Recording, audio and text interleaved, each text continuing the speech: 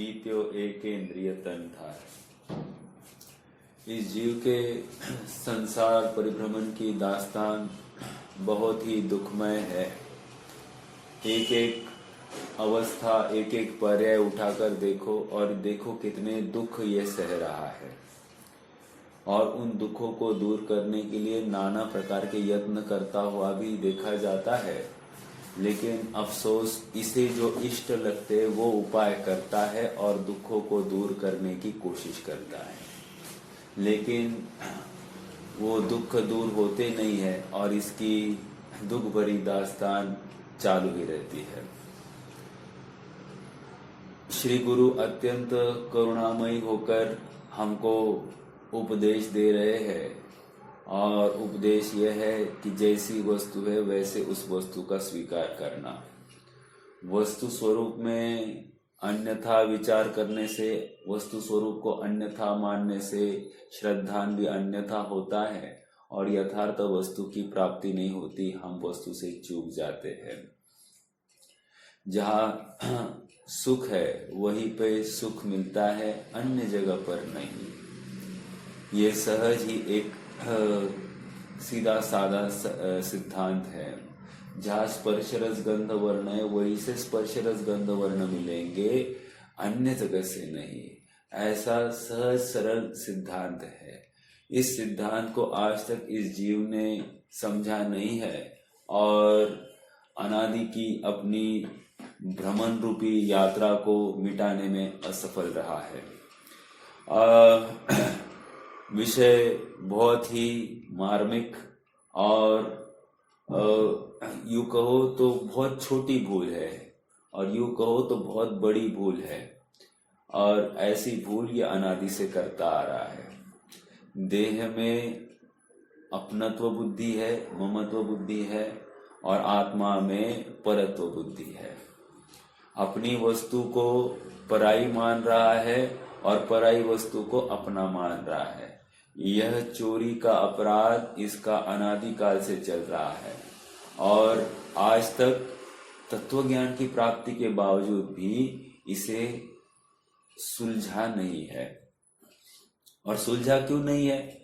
बहुत जबरदस्त प्रश्न शिष्य ने किया। साहब, हमने शास्त्र पढ़े, समय सार आदि ग्रंथ पढ़े, तत्वार सूत्र आदि ग्रंथ पढ़े, प्रवचन सार आदि ग्रंथ पढ़े, लेकिन हमको सब भाव समझ में आया, लेकिन हमको आत्मानुभव या हमारा दुख नहीं मिटा। आचार्य देव कह रहे हैं कि तुम्हारा दुख न मिटने का कारण इतना ही है कि तुमने सभी शास्त्रों के जो प्रयोजनभूत आत्मा था उस आत्मा में रुचि नहीं की, एक, और जो त्यागने योग्य ऐसे पर पदार्थ थे उनमें ही रुचि बनाए रखी, उनमें ही ममत्व स्थापित किए रखा, और इसलिए तुमने दुख को ही गले लगाया, सुख को नहीं। इतना सरल सरल बात है। तुमने जहां पर सुख है वहां पर सुख खोजा नहीं है, इसलिए तुम्हें सुख नहीं मिलेगा।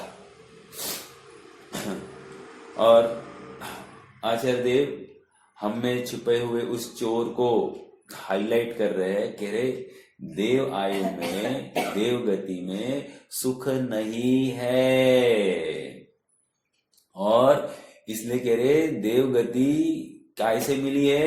शुभ परिणाम से मिली है। और शुभ परिणाम करते हुए ये जीव वहां पर क्या करता हुआ दिखाई दे रहा है? कह रहे टाइम पास करता हुआ दिखाई दे, अर्थात अपने इंद्रिय के विषयों में रमन करता हुआ दिखाई दे रहा है और कुछ नहीं कर रहा है। अभी जस्ट मैं हमारी माताजी के साथ में चर्चा कर रहा था। देवों को सोने का कोई विकल्प नहीं होता होगा, न उठने का कोई विकल्प है, एक बात, ठीक है, क्योंकि वह रात दिन ऐसा कोई विषय ही नहीं है। हमारे यहाँ पर जैसा रात्रन दिवस चल रहा है वैसा वहां पर कुछ नहीं, एक बात। दूसरी बात कह रहे कि देवों को कुछ खाना नहीं है, पीना नहीं है, पसीना नहीं है, ठीक है, तो उसके लिए कोई उद्यम करना नहीं, रुपया पैसा कमाना नहीं है। समझ में आ रहा है क्या? जहां पर उनके उपयोग या दिन खत्म हो जाए ऐसा कोई गेम ही नहीं है उनके लिए। या फिर देवों को कुछ रोग आदि है इसलिए कोई डॉक्टर आदि ढूंढना है, ऐसा भी कुछ नहीं है। तो सारा जीवन फ्री टाइम है। अगर हमारी अपेक्षा विचार करें तो उनके पास समय ही समय है। क्या करते होंगे? समझ में आ रहा है? एक प्रश्न बहुत जायज प्रश्न है कि वो क्या करते होंगे। और आप थोड़ा सा गंभीरता से विचार करना, अरे उनके पास तो कुछ भी नहीं है तो बोर होते होंगे क्या? देखो, पहली बात तो ये अपनी बुद्धि से सोचने लग गया है कि हम इतना बिजी है तभी तो हमारा एक एक दिन ठीक से कट रहा है, हमको समय कहाँ जा रहा है ये ख्याल में नहीं आता है। लेकिन उनके पास कुछ भी ये नहीं, ना मोबाइल है, ना टीवी है, ना फोन है, ना किसी से बात करना नहीं है, ना कोई पेपर है, न्यूज़पेपर नहीं है। भाई साहब, न्यूज़पेपर होता तो सब कुछ तो पढ़ते, लेकिन न्यूज़पेपर भी नहीं है। ना कोई स्टोरी बुक्स है पढ़ने के लिए, ना कुछ खाने के लिए, ना आज हलवा पूड़ी खाना है, कल पूरन पूड़ी खाना है, कल बट्टी खानी है, कल लापसी खानी है, कल ये खाना है, घी बनाना है, दूध पीना है, रबड़ी खाना है, पेड़ा खाना है, ऐसा कुछ भी नहीं ना साहब। उसमें उनका समय तो नहीं जाता है ना। तो वो क्या करते होंगे साहब? उनकी कितनी इंद्रिया है? अभी उत्तर, उनकी इंद्रिया कितनी है? 5। हाँ, तो इंद्रिया के विषय में प्रवृत्ति होती होगी, होनी चाहिए। प्रमाण देखो ना, वो वहां का पुण्य खत्म करके फिर से यहाँ पर मनुष्य अवस्था में आया है। समझ में आ रहा है क्या? क्या समाधान क्या मिला है? वहां का पुण्य खत्म किया और डिमोशन हो गया है, मनुष्य अवस्था को प्राप्त हो गया है। और कदाचित कोई तो इतना डिमोट हो जाता है कि एक इंद्रिय अवस्था को प्राप्त होता है, अर्थात पतन को प्राप्त होगी ऐसी अवस्था। अर्थात अपराध में ही तो हुआ है ना ये सब, विषयों में भोगों में रमन करता रहा और यहां पर दुर्गति को प्राप्त हो गया है। समझ में आ रहा है? हाँ, संसार में देव आयु को अच्छा कहा जा रहा है कि नहीं? सर्वोत्कृष्ट कहा जाता है। अगर 4 गति में, वैसे तो कोई नहीं, लेकिन कंपैरेटिव स्टडी करें तो देव आयु को सब अच्छा कहते हैं ना, अनुकूलता की अपेक्षा। अब वो वहां से यहाँ आया है, नीचे आया है, ये इसका ये किस फल में आया है? वहां कुछ अपराध किया होगा, उसी के फल में आया होगा ना। अपराध क्या किया साहब? हरे विषयों में रमता रहा, अर्थात 5 इंद्रियों के विषयों में ही रमन करता रहा। ये प्रमाण है, तभी तो यहां पर आया है। अर्थात वे भी दुखी है, ये नक्की करो। ये बात यहां पर समझाई जा रही है। आप कितने जनों को ये लॉजिक समझ में आया है? मतलब अपराध हुए बिना यहां वहां जा ही नहीं सकता ना। अपराध हुआ है और इसलिए तो मनुष्य आयु या तिर्यंच आयु उसकी प्राप्ति होती है। ठीक है। 71वीं गाथा 69वीं गाथा में बताया गया कि शुभ परिणाम क्या है। कह रहे व्रत तप आदि आदि, दया दान आदि के भाव, ये शुभ परिणाम। उसका फल क्या है? कह रहे कि मनुष्य तिर्यंच और देव आयु के विशिष्ट भोगों की प्राप्ति। टीका में आचार्य देव समझाए कि भाई मनुष्य और देव आयु में भोग में दुखी ही है, मनुष्य और तिर्यंच में ये दुखी ही है, क्योंकि सप्त धातु का शरीर है, सब सड़ता गलता है, तो इसलिए वो दुखी है। लेकिन देवों का नहीं, इसलिए देवों की बात अलग से 71वीं गाथा में लिखी। और 71वीं गाथा में ये बताया या बताने की कोशिश की आचार्य देव ने, अरे ये देव भी दुखी है, तू उसे सुखी मत मानना, क्योंकि यदि तुम उस देव अवस्था को सुखी मानोगे तो मोक्ष अवस्था को क्या मानोगे? समझ में आ रहा है क्या प्रश्न? अगर तुम देव आयु को ही तू सुख मान बैठोगे, उपादेय मान बैठोगे, तो फिर मोक्ष को तुम क्या मानोगे? तो यहां पर समझा रहे हैं कि देव भी दुखी है।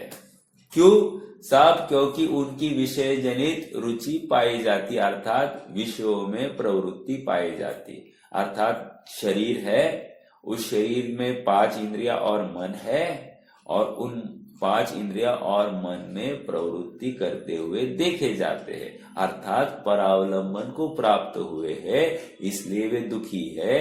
क्योंकि भली बाहर में सभी भोग संयोग अनुकूल दिखाई दे रहे हैं, हमारी अपेक्षा तो बहुत अनुकूल है, ऐसा होते हुए भी वे आत्मा का आश्रय नहीं कर रहे हैं, इंद्रियों का आश्रय कर रहे हैं। और इंद्रियों का आश्रय कर कर जानने का भाव यही दुख है, क्योंकि वो आकुलता जनित है, निराकुलता नहीं है।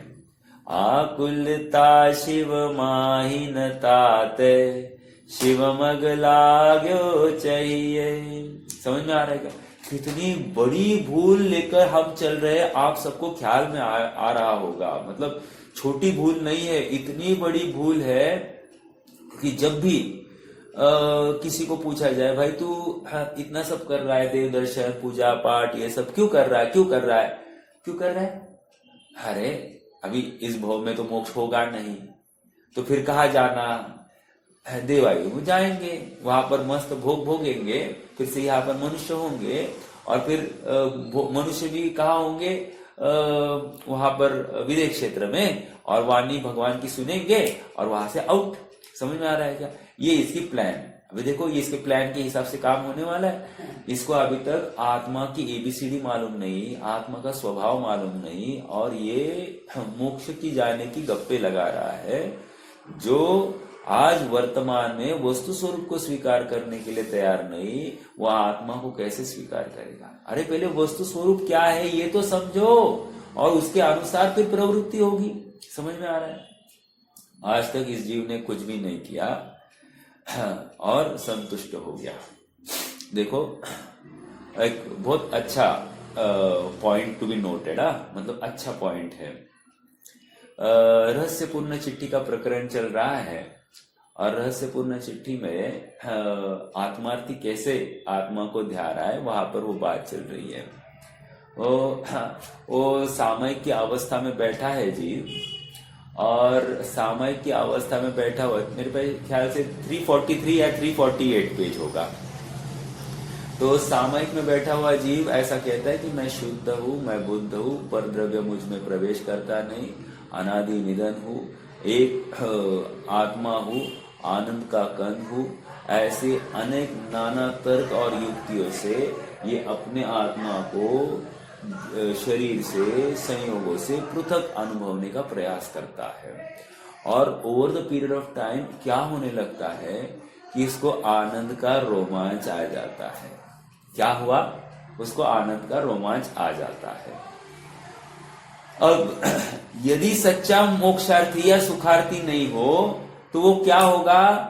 इस रोमांच में संतुष्ट होगा, और अब आगे पुरुषार्थ से हीन हो जाएगा, और वो बोलेगा आज की सामयिक तो बहुत अच्छी हुई। अंडरस्टैंड ना, इंपॉर्टेंट बात, आज की सामयिक तो बहुत अच्छी हुई, लेकिन क्या आपको पता है वो सम्यक्त्व से वंचित है। क्यों? क्योंकि अभी भी उसने विकल्प में ही आत्मा का आनंद मान रखा है, उसने आत्मा का आनंद या सुख चखा ही नहीं है। इसको अब क्या करना चाहिए था? इसको अभी ये करना चाहिए था कि ये जो विकल्प आया था, विकल्प में आनंद आया, रोमांच आया है, उससे भी आगे बढ़कर आत्मा की ओरिजिनल सुख की प्राप्ति के लिए उसको प्रयासरत होना चाहिए था। और ये क्या हो गया? उस विकल्प में ही संतुष्ट हो गया और चला बैक होम। समझ में आया? अभी फिर से शुभ राग और विकल्प में ही संतुष्ट हो गया, और अब आगे बढ़ नहीं सकता। समझ में आ रहा है क्या? हमारी डे टू डे एक्टिविटीज में भी क्या होता है? देव दर्शन करते हैं, थोड़े से प्रवचन सुनते हैं, उसमें संतुष्ट, और हम औरों के साथ में अपना परिचय करते समय क्या कहते हैं? साहब हमारा पूरा दिन धर्म में जाता है, गए होती कि नहीं, इसी में संतुष्ट होता है और मानता है कि मैं सुखी हो गया। औरों की अपेक्षा अपन कुछ थोड़ी ऊंची क्रिया कर रहे हैं, उस शुभ परिणाम को वो सुख का कारण मानता है, सुख ही मान लेता है और संतुष्ट हो जाता है। ये इसका भ्रम है, और इस भ्रम को जब तक तोड़ेंगे नहीं तब तक काम नहीं होगा, नहीं होगा, नहीं होगा। समझ में आ रहा है क्या?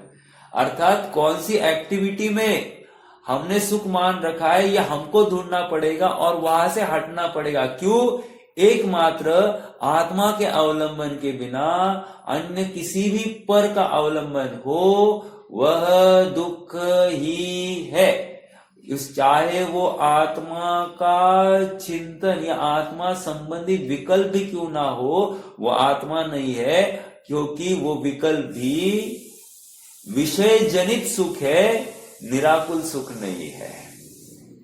आत्मा का विकल्प भी आत्मा रूपी विषय जनित सुख है, आत्मा का निराकुल सुख नहीं है, इसलिए वो भी है। और इसलिए आचार्यों ने जगह जगह लिखा है कि भावयेद भेद विज्ञान मिदमिच्छन्न धारया। भेद विज्ञान अर्थात आत्मा का, संपूर्ण आत्मा का सुख ही चाहिए, हमको विकल्पात्मक सुख भी नहीं चाहिए। भेद विज्ञान तब तक भा रहा हूं जब तक मुझे अपने पूर्ण आत्मा की प्राप्ति नहीं हो। अर्थात पूर्णता के लक्ष्य को लेकर जो प्रयास होता है वही सच्चा प्रयास है, और पूर्णता होते ही वो फल की प्राप्ति कही जाएगी, तब तक ये छटपटाता है।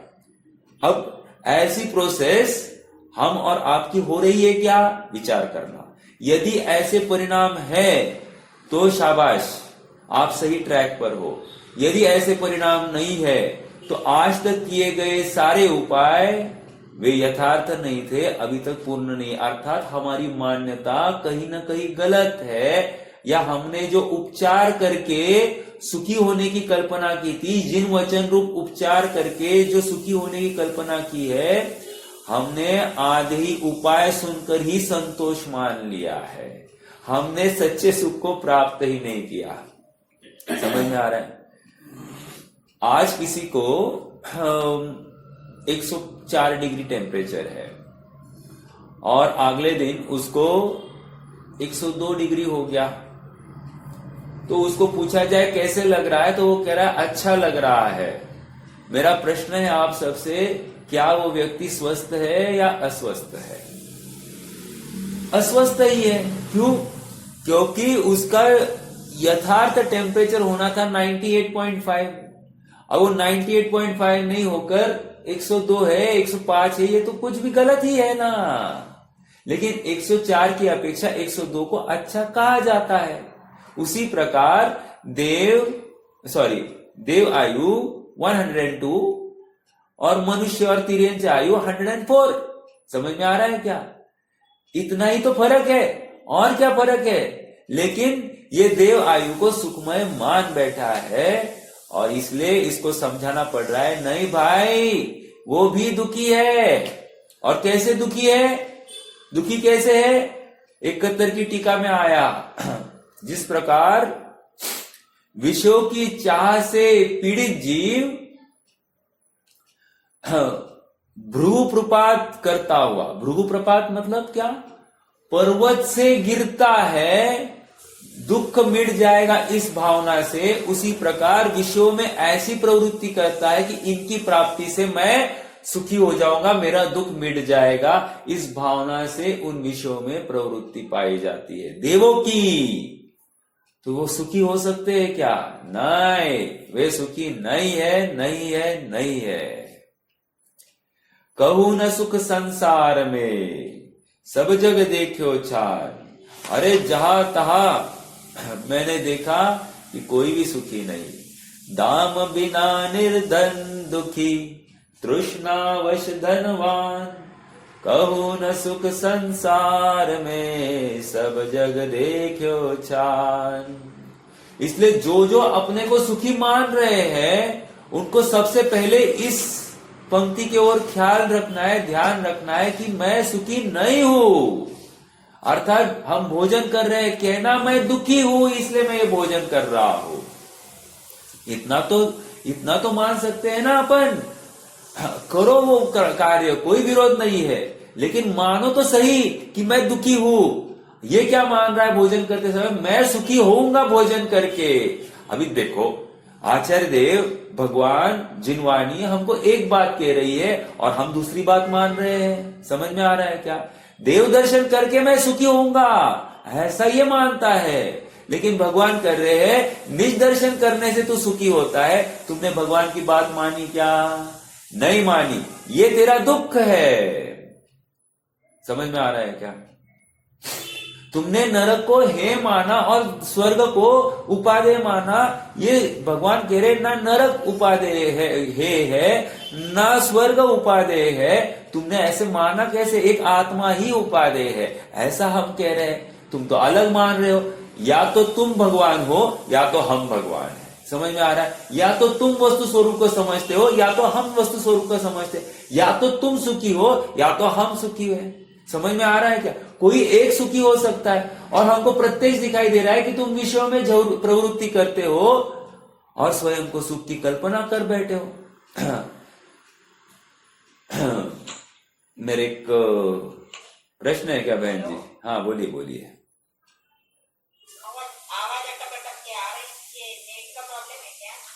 आवाज अटक अटक के आ रही है क्या? एक मिनट रुकिए जरा। देव किसी भी एंगल से सुखी नहीं है। देव विमान से जाते हैं, हम विमान से नहीं जा रहे हैं। वे विमान से जाते हैं इसलिए सुखी, और मैं विमान से नहीं जा रहा हूं इसलिए मैं दुखी है। वे आत्मा में नहीं है, मैं भी आत्मा में नहीं हूं, इसलिए दोनों दुखी है। समझ में आ रहा है क्या? हाँ, देवों को भोजन करने की जरूरत नहीं, मुझे भोजन करने की जरूरत पड़ती है, इसलिए देव सुखी और मैं दुखी नहीं। वे भी दुखी है, हम भी दुखी है। क्यों? क्योंकि वे आत्मा का आश्रय नहीं करे, मैं भी आत्मा का आश्रय नहीं कर रहा हूं। समझ में आ रहा है क्या? हर क्रिया में उनको कमाना धमाना नहीं पड़ता, मुझे कमाना धमाना पड़ता है, इसलिए मैं दुखी और वे सुखी, ऐसा नहीं। समझ में आ रहा है? मुझे पसीना आता है, उनको पसीना नहीं आता, इसलिए मैं दुखी वे सुखी, ऐसा नहीं। समझ में आ रहा है? एक आत्मा में है वो सुखी, जो आत्मा से बाहर है वो दुखी। इतना ही सरल सिद्धांत बताया गया है। क्यों? आत्मा ही सुखमय है, इसलिए आत्मा में ही रहना हमारा कर्तव्य है। जो निज घर में शांति देखता नहीं है, निज घर का में विश्राम करता नहीं है, वो कैसे सुखी होगा? वो दुखी ही होगा। अर्थात उसको बाहर जाने से थकान होती है और थकान होने से ये दुखी होगा ही होगा। समझ में आ रहा है क्या? बाहर घूमते रहकर हम सुख की कल्पना करें, ये तो भ्रम है। समझ में आ रहा है?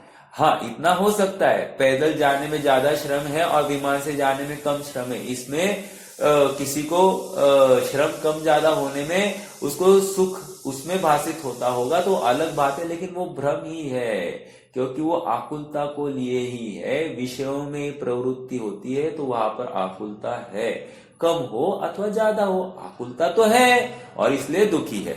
समझ में आ रहा है? हाँ जी। तो देखो, कुछ वृद्ध होते हैं जो जॉब से निवृत्त होते हैं, तो क्या कहते हैं, साहब हमारा दिन बहुत अच्छा चलता है, दिन में हम YouTube पर बहुत अच्छे धर्म के प्रवचन सुन लेते हैं और फिर शाम को थोड़े से यहाँ मिलते हैं, कुछ गप्पे ठप्पे, 2 टाइम हमको व्यवस्थित खाने को मिलता है, कोई दवाई नहीं है, कोई रोग नहीं है, बस एकदम शांति में दिन जा रहा है। बराबर ऐसा भी कोई सुख की कल्पना कर लेता है। कह रहे ये भ्रम में है, आत्मा का आश्रय नहीं है, वो दुखी ही है। समझ में आ रहा है क्या? हमको आत्मा को छोड़कर अन्य कोई भी कार्य करने का भाव आ रहा है, यह हमारे दुख की निशानी है। यहाँ पर ये समझा रहे हैं, आत्मा को छोड़कर हम पेपर पढ़े, आत्मा को छोड़कर अन्य की जानकारी लेने का भाव, कह रहे ये दुख। बहुत गंभीर चर्चा है। हमने मानी कि नहीं मानी यह अलग बात, लेकिन है तो ऐसे ही। आइए थोड़ा सा 72वीं गाथा में प्रवेश करते हैं। 72वीं गाथा में ये कह रहे कि साहब हमने अब ये सब उपादेय कर दिया, मतलब नारकी तो है ही है, वहां तो कोई सुख का कारण नहीं है, लेकिन मनुष्य और तिर्यंच में भी कोई सुख है नहीं। गिने चुने को थोड़ा सा विषय जनित सुख होता है, जो कि दुख ही हमको ये स्वीकार हो गया, क्योंकि वो छीना जाने वाला है। और देवों के भी आप सुख नहीं कह रहे हो, तो फिर नारकी तो दुखी और देव सुखी, ये दोनों ही सुख नहीं है, तो फिर हम करें क्या? प्रश्न ऐसा खड़ा हो रहा है। देखो अभी ये अपन यहां से इसकी उत्थानिका पढ़ते हैं तो और ख्याल में आएगा। हाँ, विषयों में पेज नंबर है 308, 308। विषयों में रमने वाले देव भी दुखी ही है। विगत गाथा में यह स्पष्ट हो जाने पर अब इस गाथा में यह कहते हैं, जब पुण्योदय वाले देव भी दुखी है, फिर पुण्य और पाप में अंतर क्या है? समझ में आ रहा है क्या? साहब, अब पुण्य और पाप में अंतर ही नहीं रहा ना, तो फिर क्या फर्क हो गया? हाँ ना, तो हम वही तो कह रहे हैं ना, पुण्य और पाप में अंतर है ही नहीं ना, दोनों अशुभ भाव ही है। समझ में आ रहा है क्या? हाँ, देखो गाथा मूलतः इस प्रकार है। एक मिनट, आंखों में कुछ गया है। देखो, आंख में इतनी सी एक छोटा सा बाल होता है ना, पपनी होती है, वो आईलिड उतनी सी गई है, आई लैशेस वो, तो उतने से भी आंख को दर्द हो रहा है, अर्थात आंख वो स्वीकार नहीं कर रही, एक फॉरेन मटेरियल भी उसको स्वीकार नहीं है। हमारे दांत में अगर कोई एक ऐसी बात अंदर अटक जाए दो दांत के बीच में, वो हम परेशान होते हैं जब तक वो निकलता नहीं है तब तक। समझ में आ रहा है क्या?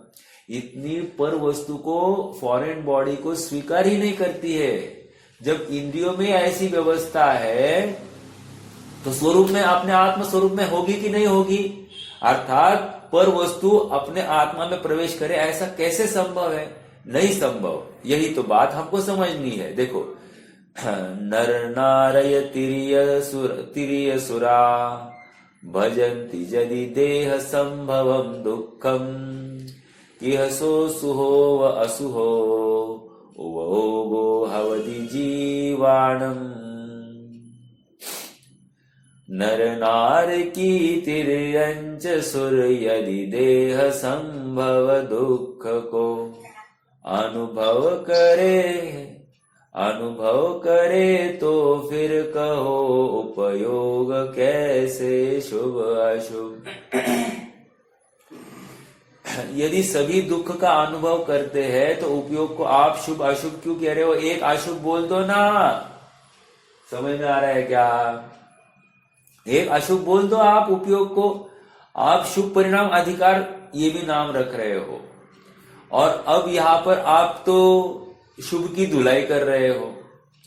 तो हमको आप बताओ, यदि नारकियों के लिए भी आप दुखी कह रहे हो तो हमको कोई प्रॉब्लम नहीं, मनुष्य और तिर्यंच को भी आप दुखी कह रहे हो तो हमको कोई प्रॉब्लम नहीं, लेकिन देवों को आप दुखी कह रहे हो तो हमको थोड़ा सा आपत्ति है। फिर शुभ और अशुभ में फर्क क्या रहा?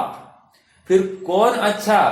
तो फिर हम पाप में प्रवृत्ति करेंगे, तो फिर हम चोरी करेंगे, सप्त व्यसन में प्रवृत्ति करेंगे। क्या प्रॉब्लम है फिर? अगर देव भी दुखी है तो देव पद पाद प्राप्त करने का कोई अर्थ नहीं पड़ता है, और नारकी भी तो दुखी ही है।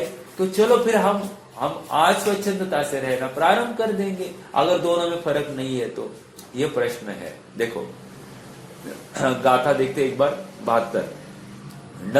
नर मतलब मनुष्य, नारय मतलब नारकी, तिर्य मतलब तिर्यंच, सुरा मतलब होता है देव। भजंती यदि देह संभवम दुखम, यदि आप कहते हो, भजंती मतलब कहते हो, हाँ क्या? यदि आप कहते हो कि इनके देह संबंधी दुख है, अर्थात देह का अवलंबन लेना ही ये दुख है, तो कह रहे किह सो सुहो व असुहो। तो फिर क्या शुभ और क्या अशुभ? क्या शुभ उपयोग और क्या अशुभ उपयोग? जीवों के लिए दोनों तो एक समान ही हो गया, कोई फर्क ही नहीं रहा। ऐसा प्रश्न किया गया है। देखो, अब इसका भाव पढ़ते हैं। मनुष्य, नारकी, देव और तिर्यज, यदि ये सभी देहजन्य दुख को अनुभव करते हैं तो फिर जीवों का वह उपयोग शुभ और अशुभ दो प्रकार का कैसे? समझ में आ रहा है क्या? इसलिए आप सबको याद होगा, जब हमने उपयोग पाठ पढ़ा था, उपयोग आपको मालूम है ना, भागों में उपयोग पाठ है। उपयोग पाठ को हमने भेद किया। पहले क्या भेद किया? पहले तो ज्ञान उपयोग, दर्शन उपयोग, बराबर। अभी ज्ञान उपयोग के भी हमने क्या किए? उपयोग किया पेशा। मति श्रुतावधि मन परे केवल, वो भी हो सकता है, लेकिन आपको अलग करना है यहां पर। उपयोग एक्चुअली ये मैं ही थोड़ा सा गलत हो गया। यहां पर चारित्र गुण की अपेक्षा चर्चा है, तो ये कह रहे कि उपयोग, शुद्ध उपयोग और अशुद्ध उपयोग, दो प्रकार के उपयोग है। क्या क्या कहा? शुद्ध उपयोग और अशुद्ध उपयोग। अशुद्ध उपयोग में शुभ उपयोग और अशुभ उपयोग, ऐसे भेद किए हैं। अभी भेद किसके है? ये शुभ उपयोग और अशुभ उपयोग कह रहे हैं अशुद्ध उपयोग के। समझ में आ रहा है क्या? इस न्याय से शुभ उपयोग भी अशुद्ध उपयोग ही है और अशुभ उपयोग तो अशुद्ध उपयोग ही है, तो दोनों में कोई फर्क नहीं है, देखा जाए तो एक ही है। ओके, हाँ, तो ये अभी शिष्य को प्रश्न या मलाल है कि भाई आप शुभ और अशुभ को एक कैसे कहते हो? इन शॉर्ट आप यही तो है ना कि हीरे में और पत्थर में आप फर्क ही देखना नहीं चाह रहे हो, ऐसा इसको कह रहे हैं। तो आचार्य देव कह रहे, देखो भाई, तुम्हें भोजन करना है तो तुम्हें हीरा दिया जाए या पत्थर दिया जाए? अरे क्या बात है साहब, दोनों हमारे लिए एक ही है। बस हमको भी आत्मा का भोजन करना है। जब आत्मा का भोजन करना है तो देव अवस्था क्या और नरक अवस्था क्या, हमारे लिए दोनों एक ही है। समझ में आ रहा है क्या? बस दोनों जगह पर इंद्रियों का अवलंबन लेंगे तो दुख ही है, बस इतनी सी बात है। इस गाथा का भाव आचार्य अमृतचंद्र तत्व प्रदीपिका टीका में इस प्रकार स्पष्ट करते हैं। देखो कितनी मोटी भूल निकाल रहे, आपको कल्पना नहीं है।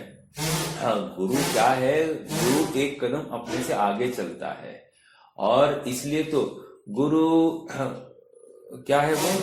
गुरु कुम्हार शिष्य कुंभ है, घड़ घड़ काढ़े चोर, अंतर हाथ घड़ घड़ काढ़े खोट, अंतर हाथ पसारी के, बाहर मारत चोट। क्या है?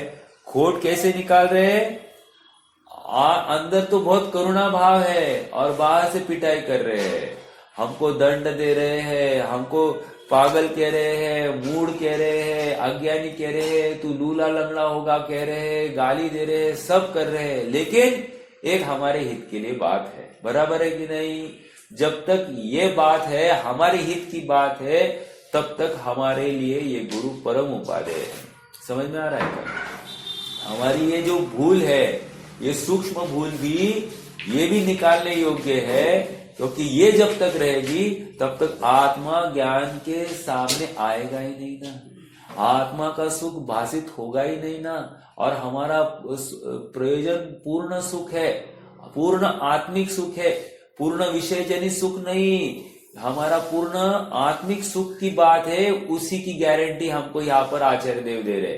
बाकी विषय सुख मिले अथवा नहीं मिले, हम तो आत्मिक सुख की गारंटी देते हैं। देखो, और देखो जो आत्मा का अवलंबन लेता है उसको अपने आप शुभ भाव होता ही है, और उस शुभ भाव से विषय जनित विषय तो मिलते ही मिलते हैं। लेकिन मैं तो थोड़ी सी बात अलग रखता हूं। ये हमको भोग मिले हैं ना, भोग इसलिए मिले हैं क्योंकि हमको गाफिल करना है, गाफिल करके हमको फिर से पतित करना है, संसार में भटकाना, इसलिए ये भोग मिले हैं। याद रखना, थोड़ी सी मैं अलग बात रख रहा हूं। क्यों? सब क्या है इसमें बुरा? कह रहे हैं जैसे ही भोग मिलेगा तेरा मुंह ललचाएगा, और ललचाएगा तो उसे भोगना चाहेगा, और फिर कोई समझाने आएगा तो भी तू समझेगा नहीं, ये भोगों में सुख है, ये दुख है, ऐसा तू मानेगा नहीं। तुझे अभी भी भोग रखते हुए तू उनकी बात सुनेगा, और मान्यता तो यही करेगा कि भोगों में ही सुख है, और ये मान्यता को तू तोड़ नहीं सकेगा। इसलिए ये भोग तेरे लिए सुख का कारण नहीं, साक्षात दुख का कारण है। क्यों? क्योंकि तू तत्व ज्ञान से वंचित रहने वाला है, तत्व निर्णय से वंचित रहने वाला है, अपने आत्म साधना से वंचित रहने वाला है। इसीलिए ये दुख की ही कारण बनेंगे। समझ में आ रहा है क्या? अर्थात ये भोग जो आए हैं उनका जो अनादर करता है,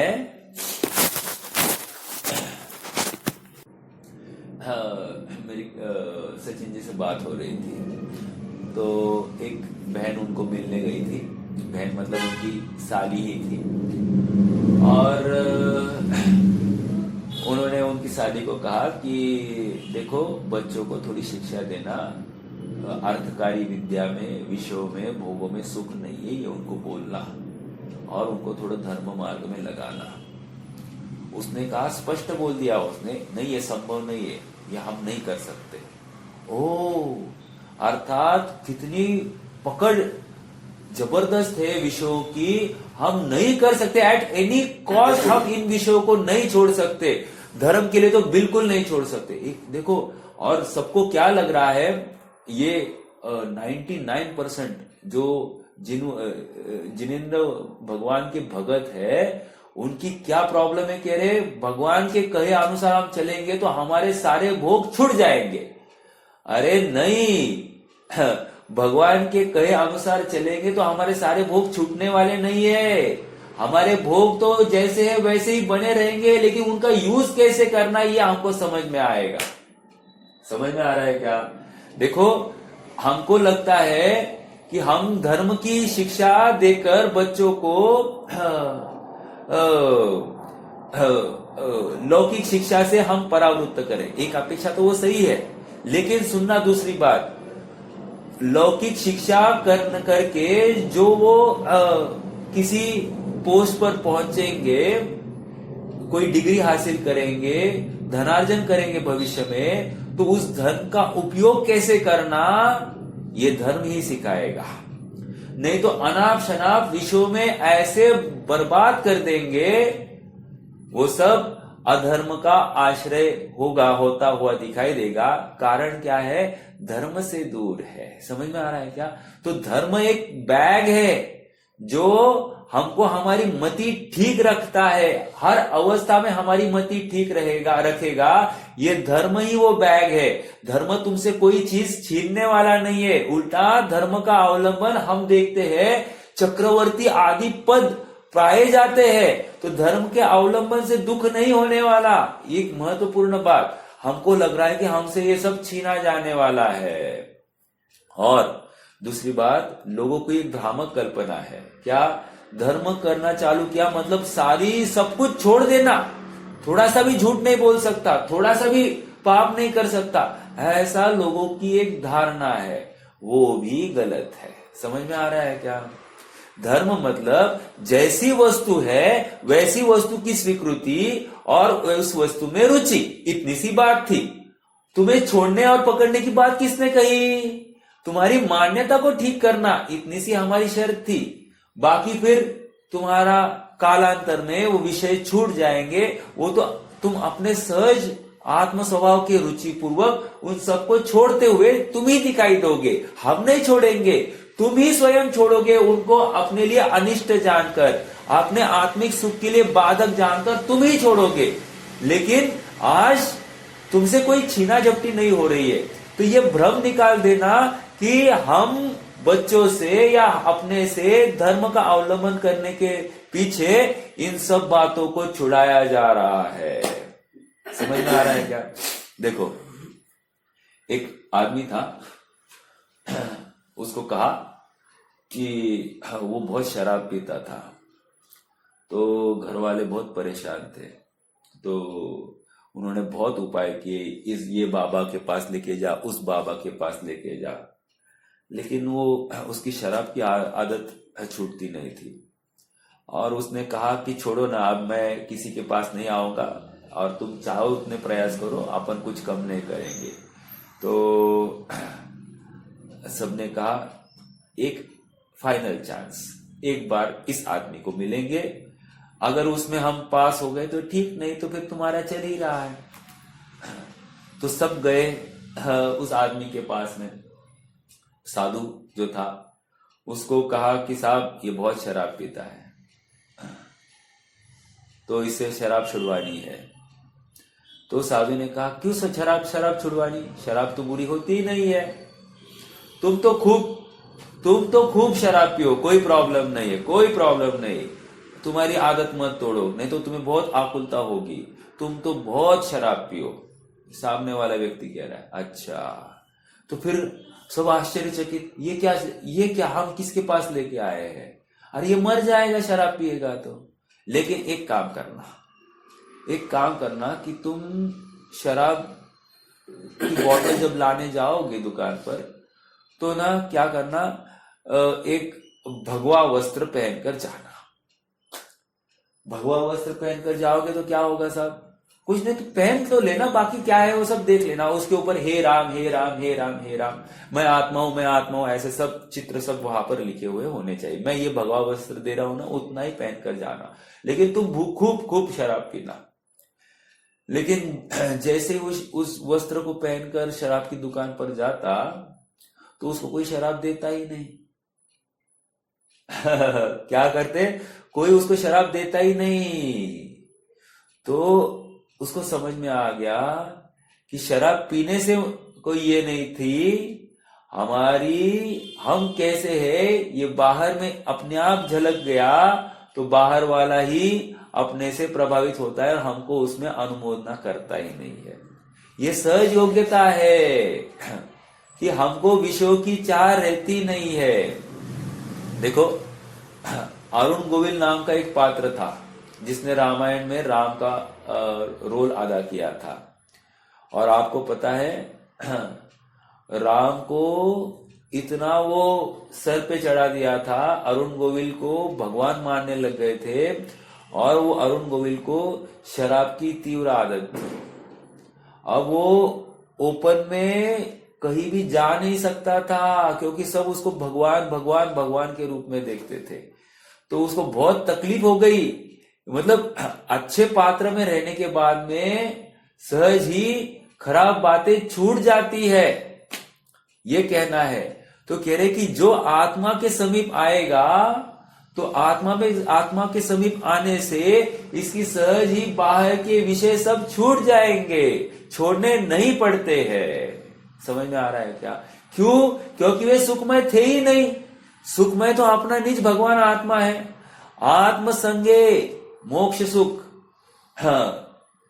कुसंगे नरक वासा, है ना, और सत्संगे स्वर्गवासा, और आत्म संगे निज वासा या मोक्षवास।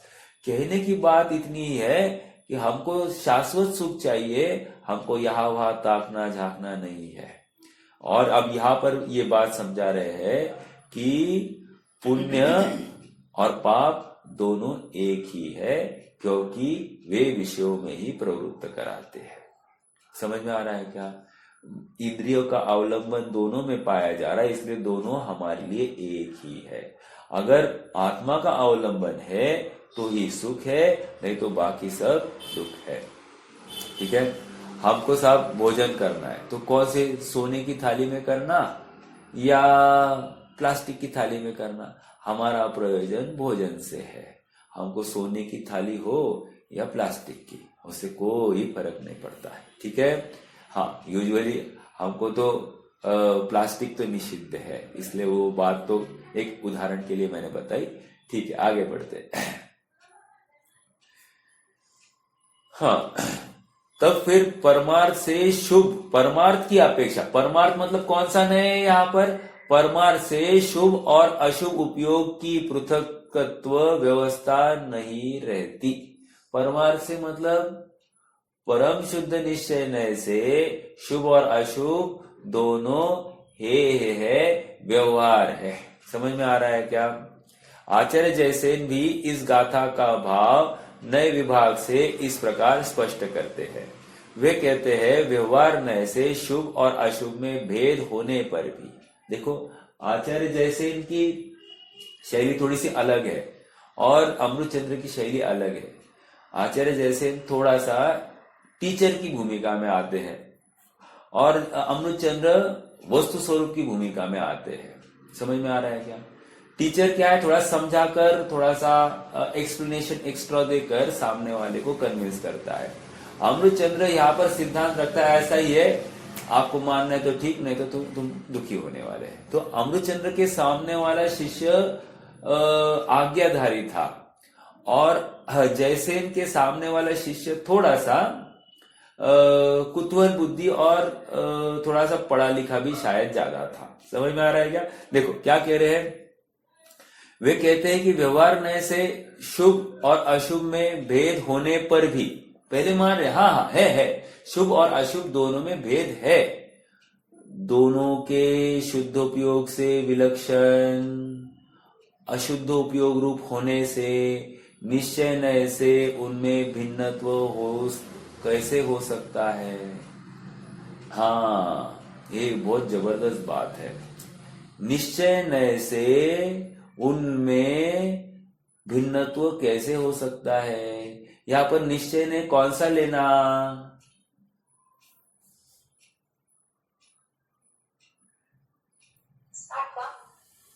कौन सा?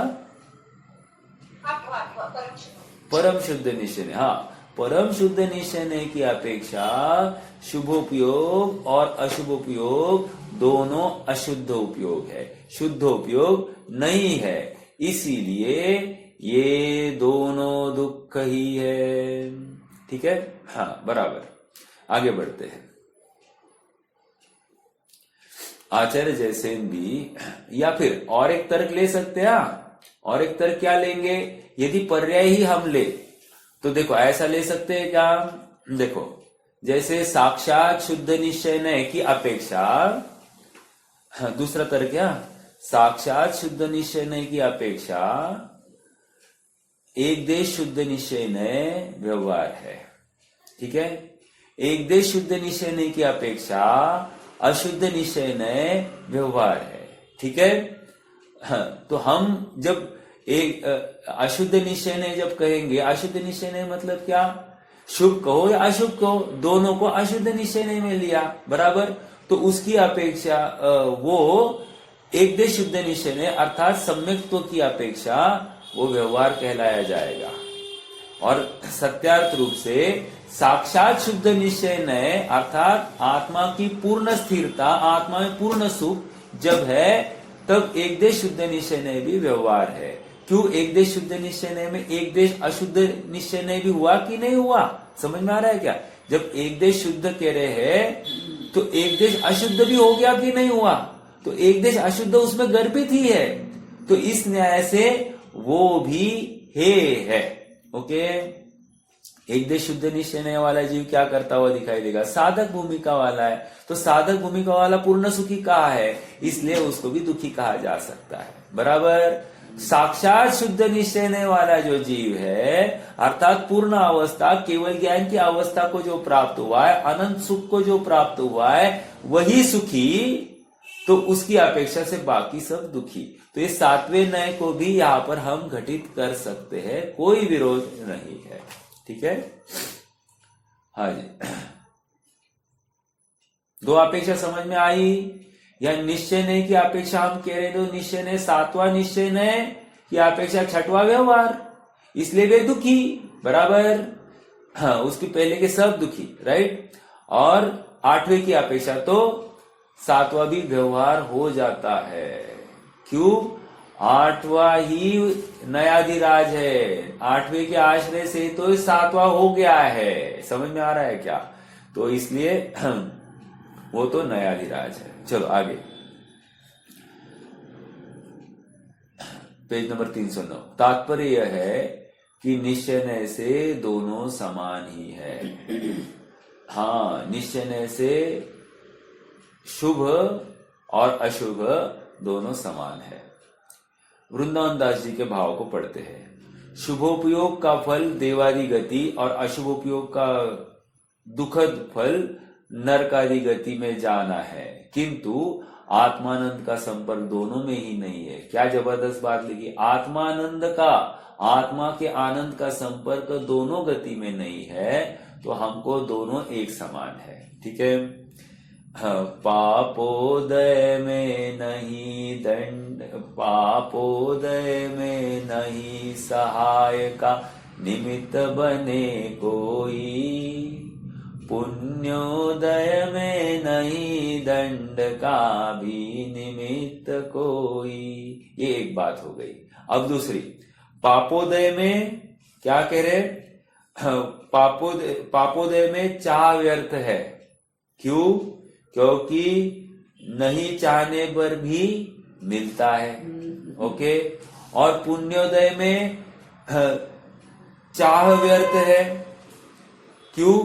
सहजपने मन वांछित होता है। समझ में आ रहा है? नहीं चाह हुआ भी मन वांछित सब कुछ मिल जाता है। बस विकल्प करो और तुम्हारा काम हो जाता है। ऐसा है ना? तो कह रहे हैं कि ये सब पाप और पुण्य का खेल है, राइट? लेकिन उससे आत्मा कहाँ मिला? एक बात, पुण्योदय से आत्मा की प्राप्ति होती है और पापोदय से आत्मा की प्राप्ति नहीं होती, ऐसा भी भ्रम नहीं पालना। क्यों? क्योंकि देखो ना, नरक में असंख्यात नारकी आत्मा का वेदन, सुख का वेदन कर रहे हैं, राइट? उनसे कम आकुलता हमारी निश्चित ही होनी चाहिए। बिल्कुल है साहब। और हम क्या कर रहे होंगे साहब? हम विषयों में प्रवृत्ति करते हुए दिखाई दे रहे हैं। ओ देखो, समझ में आ रहा है क्या? अर्थात असीम प्रतिकूलता में भी आत्मा की शांति का वेदन करने वाला कोई जीव है, और असीम अनुकूलता में कोई देव भी पड़ा है या हमारे जैसा कोई जीव होगा, वो भी दुख को भोग रहा है, क्योंकि वो विषय जनित प्रवृत्ति कर रहा है, इंद्रियों में ही झपट्टे मार रहा है। समझ में आ रहा है क्या? एक इंद्रिय की कमी में आकुल चित्त होता है। इतना देखो, थोड़ी सी एक पाप की झापड़ भी इसको कितनी कठिन है। थोड़ा सा बुखार आ जाए आज, समझ में आ रहा है क्या? सांस लेने में थोड़ी तकलीफ होने लग जाए, कितना आकुल चित्त होता है, इतना आकुल चित्त होता है। एक प्रतिकूलता को लेकर थोड़ी सर्दी खांसी और बुखार आ गया तो इतना आकुल चित्त होता है कि मेरे जैसा कोई दुखिया नहीं है यहाँ पर जगत में। समझ में आ रहा है क्या? और जब मरण के काल में अनंत प्रतिकूलताएं सामने आने वाली, सब कुछ छूटने वाला है, उस समय में कितनी आकुलता होगी। समझ में आ रहा है क्या? आज थोड़ा सा बुखार आए तो हम क्या करेंगे? पहले बिछाना पकड़ेंगे कि नहीं? डनलप की गदी पर पहले सोता हुआ दिखाई देगा कि नहीं? कंबल वंबल ओढ़कर बराबर आराम करता हुआ दिखाई दे रहा है कि नहीं? कह रहे हो रहा है कि नहीं? तो तेरी विषय जनित रुचि पड़ी है कि नहीं? तू अभी भी विषयों में रुचिवंत है। क्यों? क्योंकि तू इस रोग का उपाय करता हुआ दिखाई देता है हमको। तू तत्व ज्ञान, तत्व निर्णय नहीं कर रहा है, आत्मा के उपादेय नहीं मान रहा है, आत्मा को सुखमय नहीं मान रहा है, शरीर को ही सुखमय मान रहा है। यह हमको स्पष्ट दिखाई देता है। समझ में आ रहा है क्या? हाँ, तो इसलिए हम कह रहे हैं कि अनुकूलता में भी तू सुखी होगा, ये बात नहीं, और प्रतिकूलता में भी तू दुखी होगा, ऐसी भी बात नहीं है। किसी भी अवस्था में एक आत्मा को ध्याता हुआ जो जीव है वो सुखी ही होता है। हाँ, संयोग सुख या दुख का कारण नहीं है, लेकिन इसको क्या हुआ है? संयोगों में सुख बुद्धि है, प्रतिकूलताओं में दुख बुद्धि है, जो कि हटानी है। समझ में आ रहा है क्या? क्योंकि सुख और दुख बाहर से नहीं आता है, मेरी कल्पना जनित है। सुख भी मेरी विकल्पों के अनुसार चल रहा है। हाँ, मेरी इच्छा के अनुसार हो जाए तो सुखी और इच्छा के अनुसार नहीं हो जाए तो दुखी, ऐसा इसने कल्पना बांधी है ना। कल्पना तोड़ दे अपने आप और कल्पना छोड़ के अपने आत्मा में रमन कर जा, तो देखो कल्पना मिटते ही तेरी भ्रांति मिटती है और तू पूर्ण सुख का रसास्वादन करता हुआ दिखाई देगा। समझ में आ रहा है क्या? कहा किसको जाने, किसको मिलने जाना है, कितने पैसे होंगे, देखो और थोड़े पैसे है तो क्या करता है जीव? इन पैसों का निवेश करके मैं और अमीर बन जाऊं, इन पैसों का निवेश ऐसी जगह पर करूं जिससे मुझे और दुगना तिगना लाभ हो जाए। बराबर है कि नहीं? निरंतर अनुकूलताओं को ले पाकर ये उनमें और वृद्धि की ही कल्पना करता है। संतुष्ट होकर आत्मा को ध्याया क्या इसने? नहीं ध्याया। बस ये अपराध है। कह रहे तुम्हें अनुकूलताओं को प्राप्त करने पर अब आत्मा को ध्यान का यत्न करना था। वे रहे अथवा नहीं रहे, लेकिन आत्मा तो हमेशा रहने वाला है और आत्मा सुख भी आत्मा से आने वाला है। अनुकूलता तो अभी है, अगले समय में नहीं। वेश्या सम लक्ष्मी अति चंचल याका कौन पतियारा। देखो श्री गुरुओं ने हमको, ज्ञानियों ने ये सब वचन लिख कर गए हैं। ये संयोग वेश्या के समान है, आज है अगले समय में नहीं होंगे। जो अस्थाई है, शाश्वत नहीं है, उनके आश्रित होकर तुम सुखी कैसे होने की कल्पना कर रहे हो। ये इंद्रिया आज है, कल नहीं है। समझ में आ रहा है? आंख आज काम कर रही है, कल शायद काम नहीं करेगी। ये कान आज काम कर रहे हैं, कल शायद काम नहीं करेंगे। ये हृदय आज काम कर रहा है, शायद कल काम नहीं करेगा। तो तू क्या करेगा? तू क्या करेगा? तू है कि नहीं है? तो नक्की कर कि तेरा सुख आंख से, कान से, इंद्रियों से, विषयों से आ रहा है कि नहीं आ रहा है। आज की आज नक्की करना, गाफिल नहीं होना। अगर नहीं आ रहा है तो छोड़ दे। रुपया, पैसा, स्त्री, पुत्र, मकान, खान पान, यहाँ वहां, शादी ब्याह, घूमना फिरना, सभी विकल्पों से छूट जाओ और एक आत्मा का निर्णय कर लेना और उसमें ही संतुष्ट हो जाओ। जैसे ही आत्मा के संतुष्ट आ जाएगा, आत्मा का सुख का निर्णय हो जाएगा, आत्मा की परिपूर्णता का ज्ञान हो जाएगा, उसका भान हो जाएगा, अपने आप इसको बाहर के विषय सुख प्रदान करते ऐसा भ्रम टूट जाता है। और जैसे ही भ्रम टूट जाता है, फिर ये हमेशा के लिए प्रयासरत अपनी आत्मा का है, सुख का होता है, अन्य किसी सुख का प्रयास नहीं करता है। समझ में आ रहा है क्या? आचार्य देव ये नहीं कह रहे कि भोग मत भोगो। आचार्य देव कह रहे बीज राख फल भोगवे जो किसान जग माही। क्या कह रहे? बीज राख फल भोगवे जो किसान जग माही।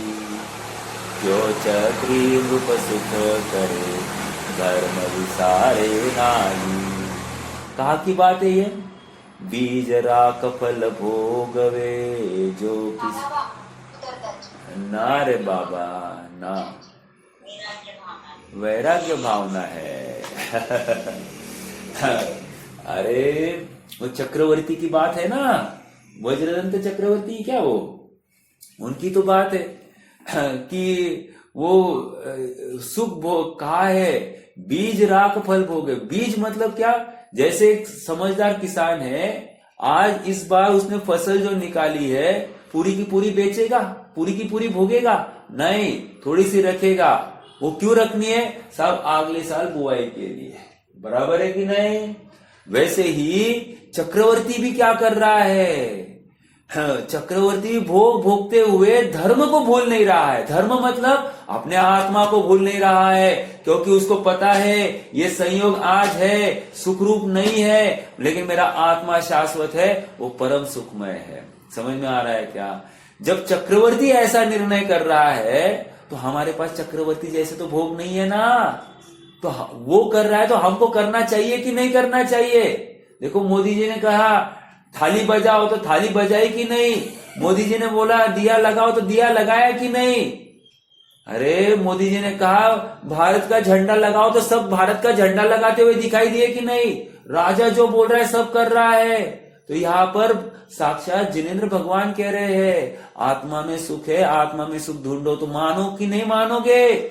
मोदी जी से तो भगवान आत्मा को बताने वाले अपने जिनेश्वर भगवान तो बड़े होंगे ना, इतना तो आप समझ रहे होंगे, लेकिन मानते क्यों नहीं है?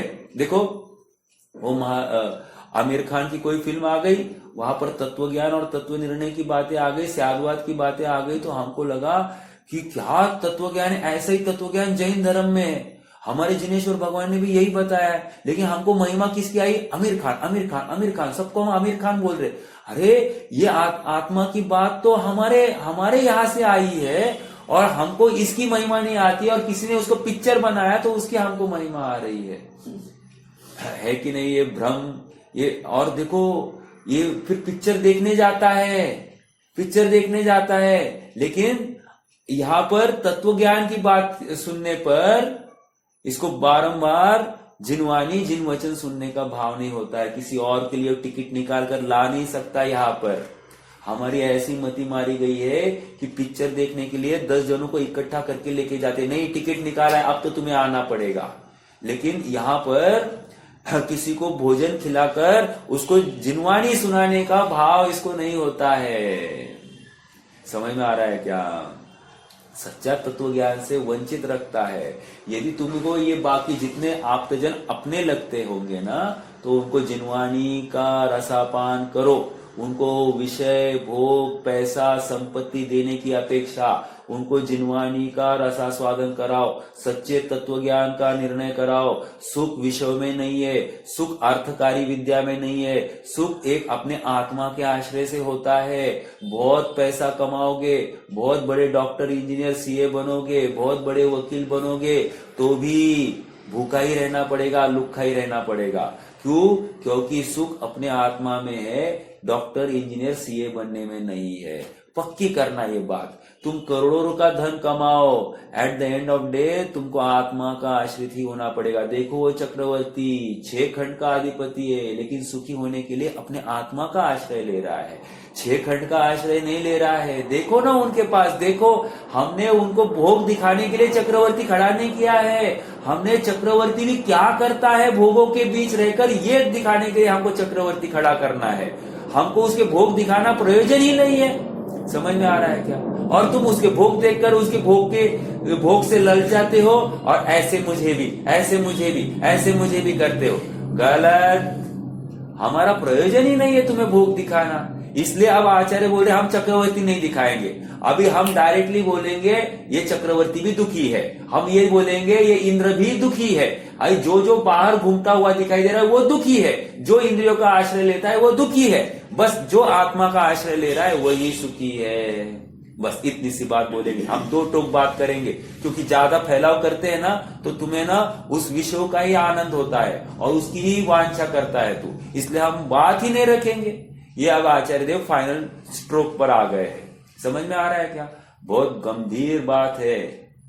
सुनना, समझना, गंभीरता से विचार करना, अनादिकाल से जो किया नहीं है आज करने का स्वर्णिम अवसर है। अवसर चूकना नहीं चाहिए। जब तक इंद्रियां ठीक है, बुद्धि ठीक है, सब हमारी समझ ठीक है, हमको हर बात भगवान के कही हमको स्वीकार हो रही है, स्वीकार करने की हमारी पात्रता है। हमारा उदय भी हीन है, थोड़ा सा मतलब हीन मतलब कषाय या तीव्र कषाय का उदय नहीं है, प्रतिकूलता कम है। उसी समय में काम कर लेना, तत्व चिंतन करके निर्णय कर लेना, क्योंकि अन्य समय में तुम्हारी मति मारी जाएगी, तुम्हारी कषाय तीव्र होगी। पाप के उदय में तुम्हें अपना आत्मा नहीं दिखाई देगा, तुम्हें विषय भोग और शरीर को ही ठीक करने के भाव होंगे। उसके पहले तुम अपना काम कर लेना, नहीं तो बहुत गंभीर है। बहुत संसार में भटकना है, बहुत दुख है। इस जीव को समझ में नहीं आ रहा है कि अब कौन सी विपदा सामने है, इसको खबर नहीं है। आप देखो आसपास में कितने दुख है, देखो तो सही। अरे दुख देखकर आपका हृदय पसीजना चाहिए और सुख के लिए प्रयासरत होना चाहिए। आज के आज तैयार हो जाए, कटिबद्ध हो जाए। ओम नमः।